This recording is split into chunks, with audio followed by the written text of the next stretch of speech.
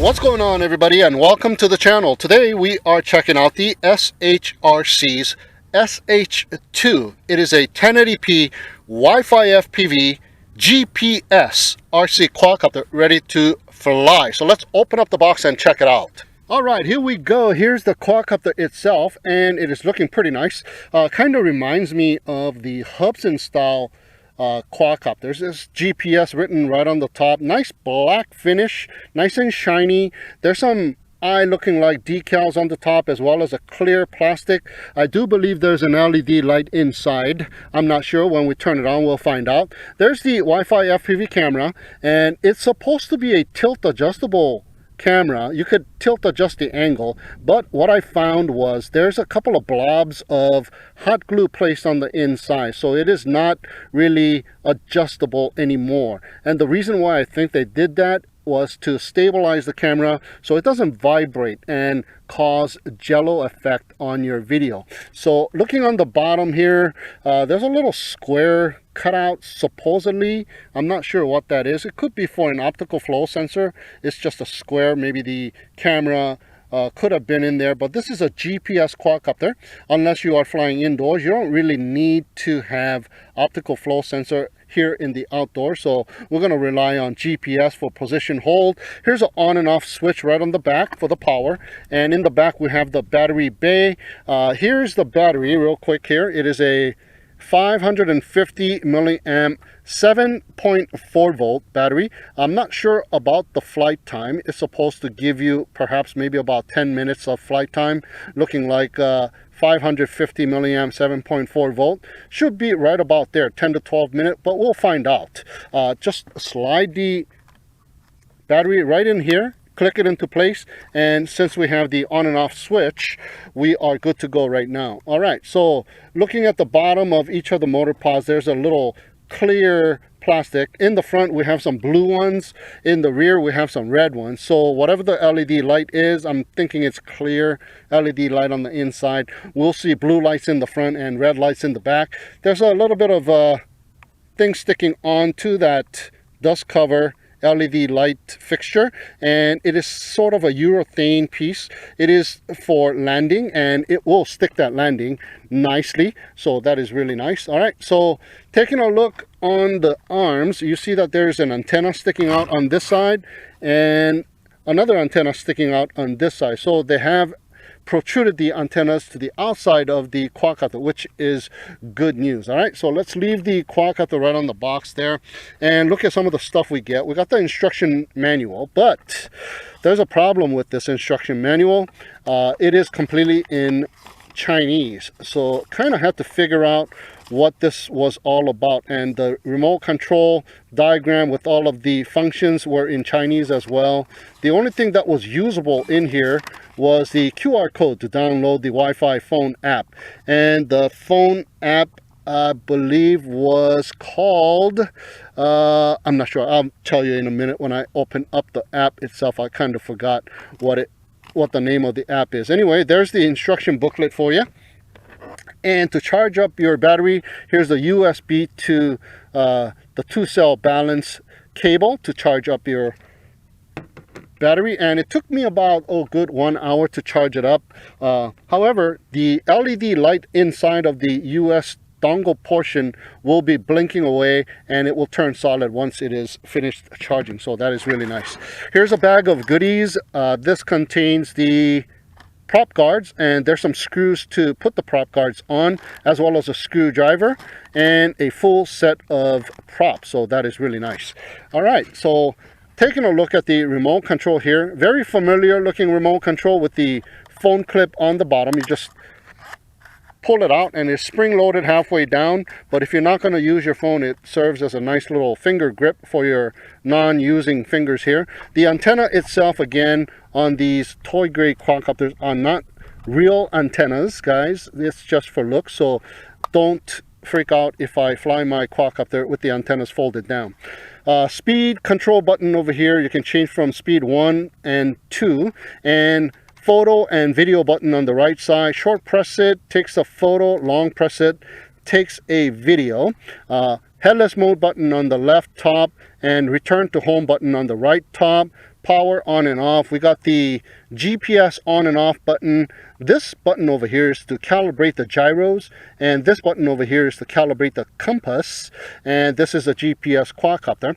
So you can calibrate the compass by using this button, or you can also choose to use the Wi-Fi phone app. It has a little calibration procedure on the Wi-Fi phone app as well. And emergency stop, 1 key to take off, 1 key to land. Now both sticks to the bottom and out will arm and disarm the motors, as well as both sticks to the bottom and in will arm and disarm the motor. Now this unit on the product page, this is the ready to fly version. Now there's also a choice of getting the FrSky bind and fly version with the FrSky receiver.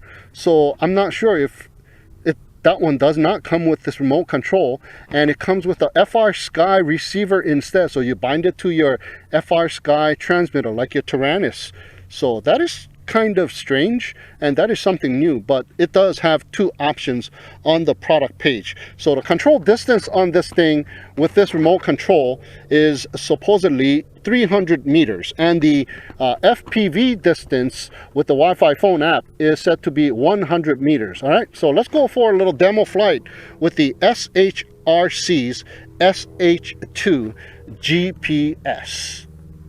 All right, let's get started with the demo flight of the SHRC SH2 GPS quadcopter. So let's go ahead and power this up, switching it on. And we got, of course, blue LED lights in the front and red LED lights in the back, and they are blinking away. Let's go ahead and turn on the remote control.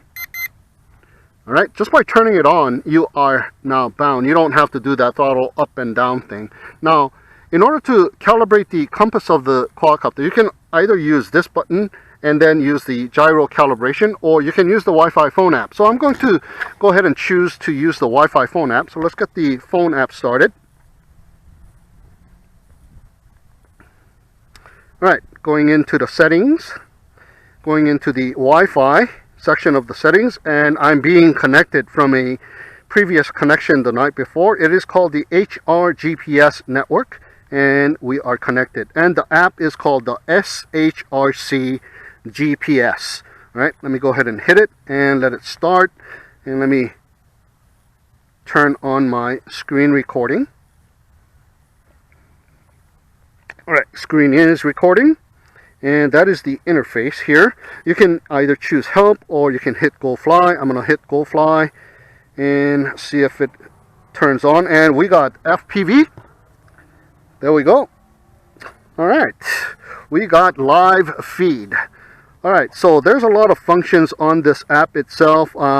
We need to have at least those 6 or 8 GPS to take off and have GPS position hold. So let's go ahead and first calibrate the compass. So I'm going to hit the settings, and here we have magnetometer calibrate, accelerometer calibrate. So I'm going to hit the magnetometer calibrate, and let's see what happens to the lights. Okay, it is blinking a lot faster rhythmically, so I'm going to go ahead and turn it clockwise, supposedly 3 turns, but I'm just going to make sure and give it about 5 turns, because the light still blinks the same way. So I'm going to put it nose down and turn it, and continue to turn it until the app itself tells me that I'm done. All right, so we are back in the settings. So now, as you can see, the lights have turned solid, all of them. So we are good to go. And the reason why all of the lights are solid as well is because we have acquired the necessary GPS that needs to be acquired. So we have GPS position hold as well. So I'm going to calibrate the accelerometer using the app. Also, I'm just going to hit this button here, and the lights go blinking and they turn solid as well. So we are done with the calibration. All right, so let's go ahead and take some photos first. Point the camera directly straight, and I got the camera situated exactly flat so I can take photos and videos of the horizon and not on the ground, not of the ground. Right, so there's some shutter activity. Now the camera seems to be responding really quick. There's a car passing by. Let me catch that car. There you go.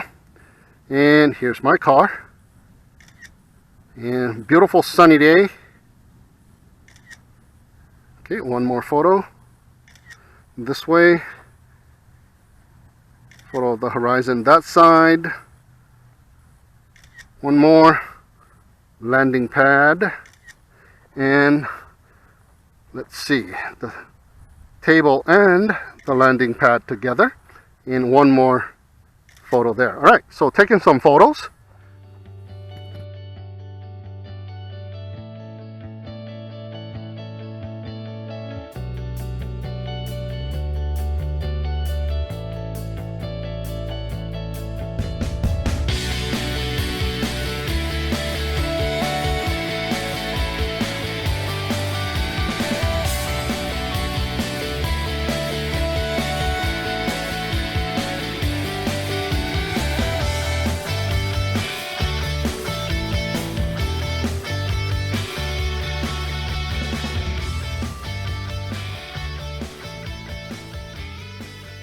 Alright, so we've taken some photos with the Wi-Fi phone app. Now I'm going to hit this button over here, long press it, and it's going to start recording video.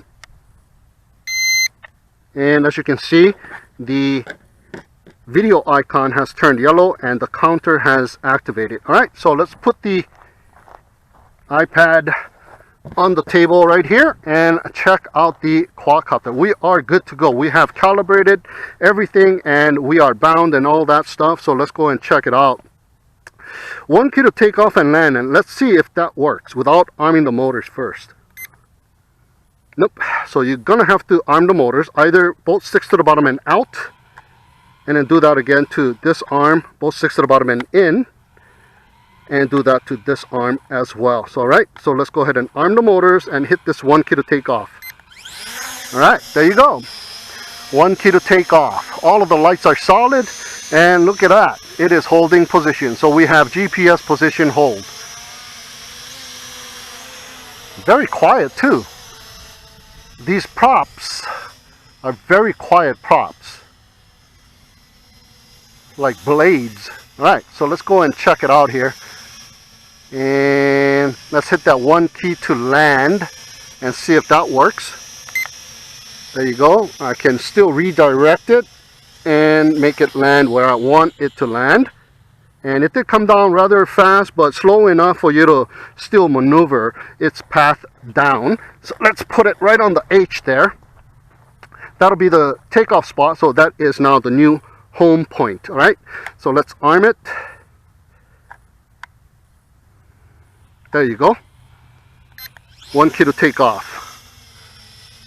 There we go. Nice. All right, let's see if it gets angry and goes back to the spot where it was holding position. So we're right above here. Let me grab it and pull it, let go, and let's see the behavior. All right, it went back to just about the spot where it was holding position. Look, it's correcting itself. All right, so that works. Nice. Let's go and check it out. We are in speed number 1. And now remember, the Wi-Fi phone app is also using 2.4 gigahertz, the same frequency as this transmitter. So we might get some interference.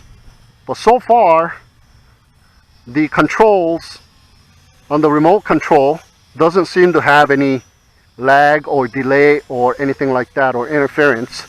So far so good. We are in speed number 1. Speed number 2. This seems to be a pretty good flyer. Oh, look at that turn. Did you see that nice turn?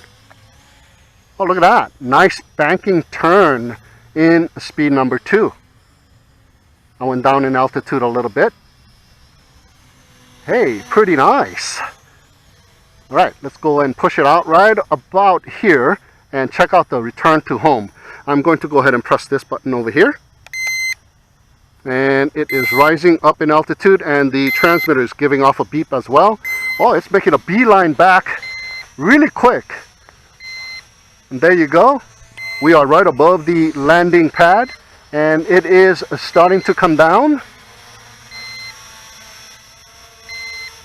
Yeah, so far so good. And looks like it's going to land very close to the middle of the landing pad, and the motors shut off.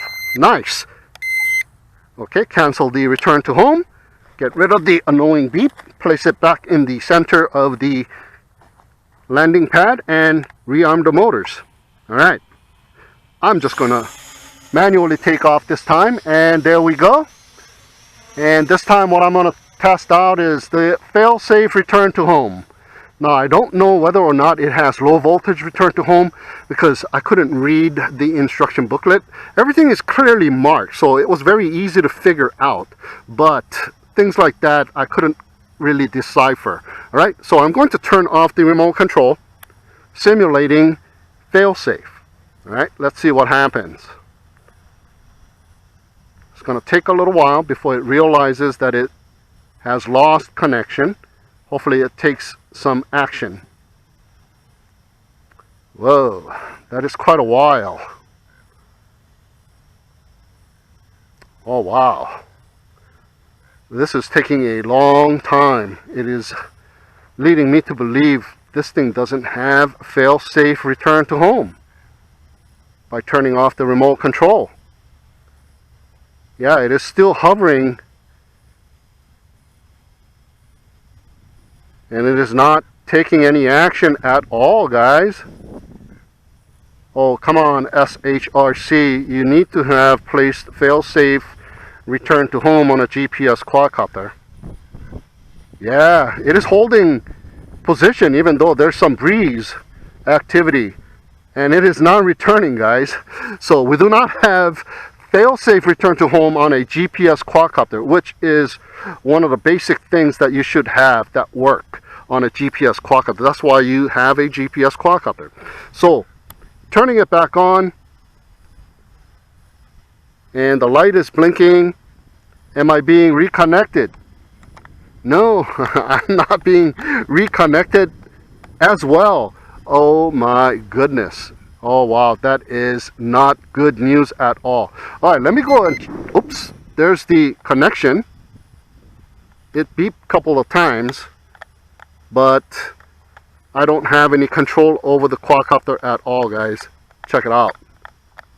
Yeah, so we are not bound anymore. Alright, so let me go ahead and check the phone app, and let me see if I can fly this thing with the phone app. Oh, it is showing only 30% of battery life. Let me see. Do I have control? Yes, I have control with the Wi-Fi phone app. So perhaps what happened when I turned off the remote control is it switched its connection to the phone app. So when I turned it back on, we don't have connection with the Wi-Fi phone app. But I think we should reconnect, don't you think? And it should activate the fail-safe return to home. So here I am flying the quadcopter with the phone app solo and bringing it back. So you are able to fly this thing with the Wi-Fi phone app here. Alright, so let me go ahead and place it right here, and let me go ahead and hit that 1 key to land button. Auto landing, yes. And it is coming down. So one thing bad is it does not have fail-safe return to home functionality with simulation of the fail-safe by turning off the remote control. Perhaps in real life, if we did not turn off the remote control, maybe the fail-safe will kick in, but by turning off the remote control on this testing, it does not work, and it automatically reconnects itself to the phone app. Right, so let me go ahead and turn off the video, and I'm going to go ahead and continue on my screen record, which is recording away. So just gonna leave the iPad on the table. Alright, so what I'm gonna do is I'm gonna turn it off, and I'm gonna turn it back on so I can reconnect with the hard remote. Alright, so turning it off. turning off the remote control. All right, let's go ahead and turn it back on. Hopefully I don't have to do the calibration and all that stuff again. Okay, we should be bound. Right, the light is blinking, and I think you do have to recalibrate the accelerometer and the magnetometer. Nope, the lights are all solid, so we are good to go. We didn't have to do all that calibration stuff. All right, so but I just want to calibrate the gyros. There you go. Lights blinked and it turned solid. So calibrating the gyros worked on the hard remote as well. So let's go ahead and start it up. And we have GPS. All the lights are solid, so I don't think we need to do the compass calibration. Hopefully not. Let's see. 1 key to take off, and let's see if we got GPS position hold. If we do, then we didn't need to do that gyro calibration or the magnetometer calibration. Look, it's fighting the wind, so we are back. All right, so let's leave it right about there, and I'm going to go ahead and hit the record button from the phone app this time, and it is recording. I'm going to get rid of the virtual sticks, and let's do some FPV. All right, and let's go head on over to the 100-meter bush, or the 130-meter bush, as I have moved myself from my previous location. It is very wobbly. There's a little bit of wind, so very wobbly video, not a stable video. The quadcopter is bobbing up and down, and here we have made it to the 100-meter bush somewhat, and the video is going out. So what I'm going to do here is I'm going to hit the return to home button to bring it back. So hassle-free return to home, and let's check out the video. Yep, it is intermittently kicking back in, and I can see that the quadcopter is on its way back sideways, and we got video back, and it's right above my location.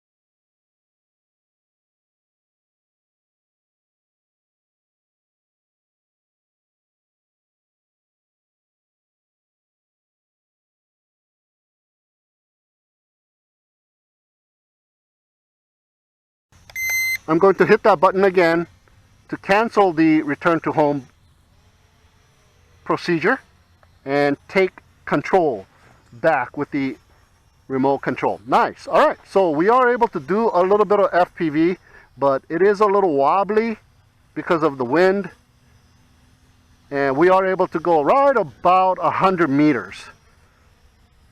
And so far we haven't had any issues with interference, so that is a good thing. So there you go. So if you stay close by, you are able to do some FPV, and that is exactly what I'm going to do to waste out the battery until the low voltage kicks in, and hopefully there is a low voltage return to home function. So going away over my car to the opposite side, and we should have some kind of activity because we are on the other side of the car. And there you go, there's a little bit of a video freeze, and I have lost the connection to it. So let me go, and it's only right here. And I couldn't get my sticks to work. Okay, let's put it right here. All right, and go away from ourselves to the side of the field. And let me go ahead and turn around. Whoa, it's right here. All right, let me go away from myself here. There you go. All right, let me turn around.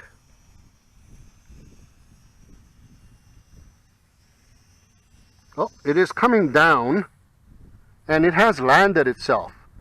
So there you go, guys. I think we just ran out of battery, and I wasn't really able to do close proximity FPV because I think that is the battery life of the SHRC SH2 quadcopter.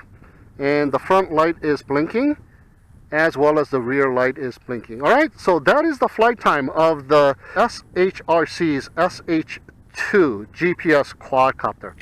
All right, so there you have it, guys. My test flight and review of the SHRC's SH2 GPS quadcopter. Now, there's a lot of things that worked okay, but there was a couple of things that didn't work okay. Apparently, there is no low voltage return to home on this thing. Back to the takeoff spot, it just lands in that spot when the battery gets low enough. And also by turning off the remote control, simulating the fail-safe situation, it does not return to home. It just rebounded to the Wi-Fi phone app, and I was able to control it with the phone app and bring it back home. Perhaps if you don't have the Wi-Fi phone app turned on, maybe by turning off the remote control, it will kick in the fail-safe return to home.